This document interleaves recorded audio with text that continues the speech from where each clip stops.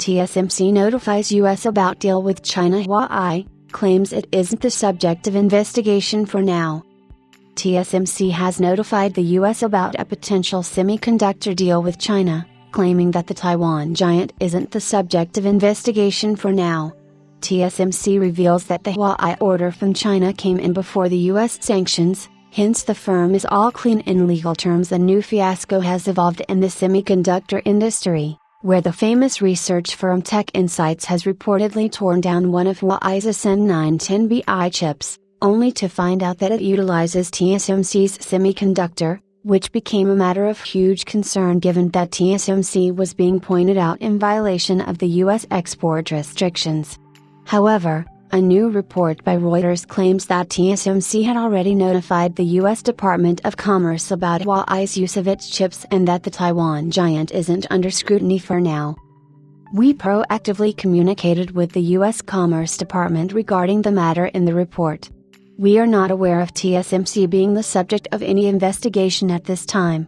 TSMC is a law-abiding company and we are committed to complying with all applicable rules and regulations, including applicable export controls.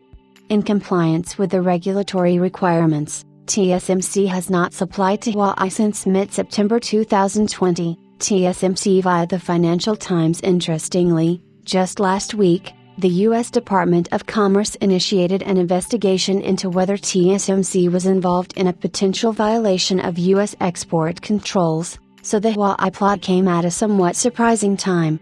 Diving a bit into details, the Financial Times claims that TSMC notified U.S. authorities when a customer placed orders for a chip resembling Huawei's Isnt 910bi and that the firm went to complete the order since the U.S. sanctions weren't effective then. So indirectly, TSMC won't be under the influence of the investigation, rather, the customer who placed the order will face the scrutiny process.